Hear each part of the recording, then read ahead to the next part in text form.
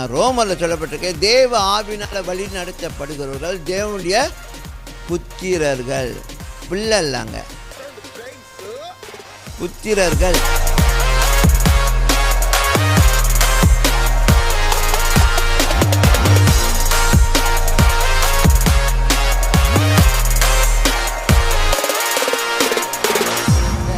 ரொம்ப தடவை சொல்லியிருக்கேன், நம்ம ஆண்டராக இயேசு கிறிஸ்துவை ஏற்றுக்கொண்ட பொழுது, அவரை நம்பின பொழுது வேதனை சொல்கிறது, அவரை ஏற்றுக்கொண்டவர்கள் எத்தனை பேராகிலும் அவருடைய பிள்ளையாகும்படிக்கு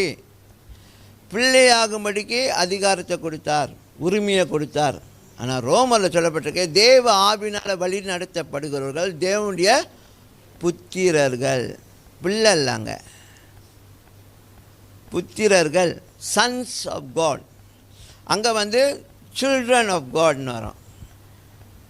யோவான் 1:12, as many as believed him, he gave the right to be the children of God. children.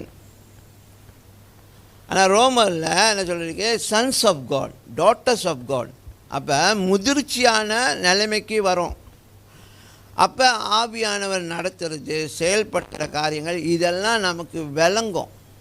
ஆனால் நம்ம இவ்வளோ வருஷம் இருந்தோம், இன்னும் அந்த சில்ட்ரனாக தான் இருக்கிறோம். நான் ஆண்டோட பிள்ளை, நான் இயேசுவின் பிள்ளை, பயமே இல்லை, அதே பாடிட்டு இருந்தீங்கன்னா என்னாவும் இன்னும் அந்த பிள்ளை மாதிரி தான். ஜோனதன், யார், நம்ம ஜுவேனா, அப்புறம் தம்பா, அவர் மாதிரி எனக்கு இது வேணும், அது வேணும், இது வேணும், இல்லைன்னா அழுவுறது.